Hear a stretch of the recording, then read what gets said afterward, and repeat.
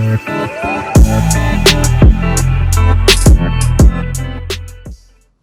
guys, it's day 13. Still indoors, lockdown.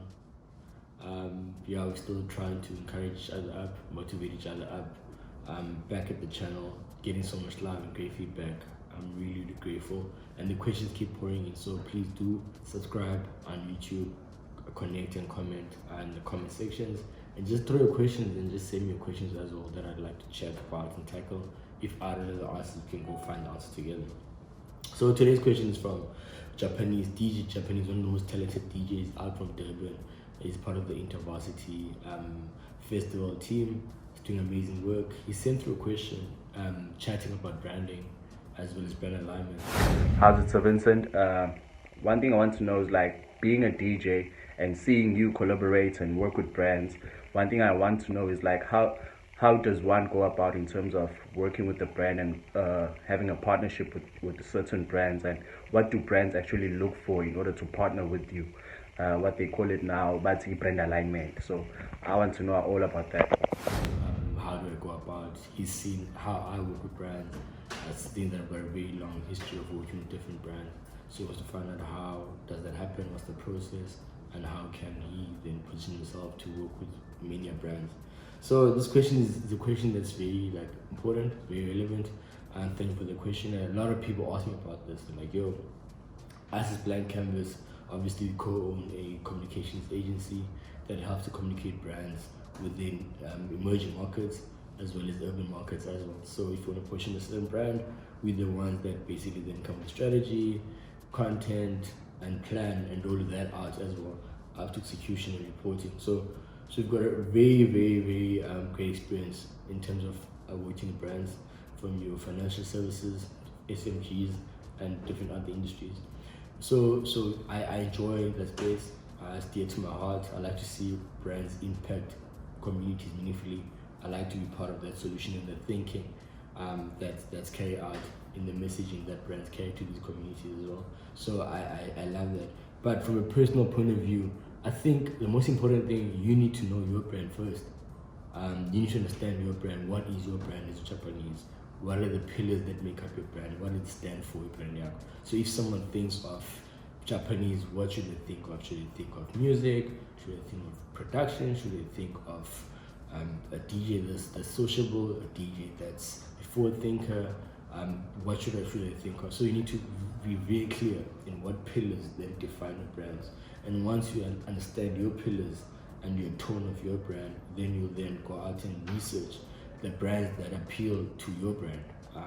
If there are synergies and there are alignments, that's when you make your brand alignments, values as well, and the vision of your brands with the brands that you wish to work with. I think once you understand those brands, then it narrows down your hit list of brands which you need to talk to. So you need to then pen or beat your brand to either take shape to speak to that brand, or you want to allow it to be an organic and authentic process, and then make sure that you then attract brands which are relevant to your brand. So the first one for me, do your research, understand those brands, what makes those brands tick, what's the future of those industries, and then once you understand it clearly, then that's when you can then develop a brand center strategy or that speaks to their brand and their alignment. So you can then obviously then find ways of creatively engaging those brands to showcase that one, you are a brand that's worth their time, two, a brand that understands their brand, three, that understands their brand values as well as positioning. So once you marry that and that understanding, I think you then identify opportunity. I think once you understand that, then it allows you then to have a very impactful strategy, a very relevant strategy that speaks to the target market, whichever that target market may be. So for instance, that's why the influencer, micro influencer, as well as macro influencer industries now, they are being disrupted. You know, before people use celebrities to carry out the messaging. I think they're using that as less now because they're more, because of internet and the shift in how society is and in technology. Everyone now can be a micro or macro influencer, where it replaces that celebrity conversation to say, cool, who are the guys which are known more and are more relatable. And it's even getting more trickier now, or more interesting rather, where brands now they are starting to look at people with even less followers, but who have influence. So because people buy people, so that's how. So you want to understand exactly, and you're really like clear in terms of what your brand messaging is and your positioning is. Then it's easier then to find synergies and opportunities to marry your understanding what your value proposition is to help the brand then communicate effectively to meet the objectives, either a retention strategy or either sales, biz dev, or either just an overall positioning conversation that you can aid the brand to achieve. So for me, just make sure before you jump and go to brands, just know that you know your brand first. And once you know your brand first, then you'll be able to say, yo, I can help you talk to those people. I know those people.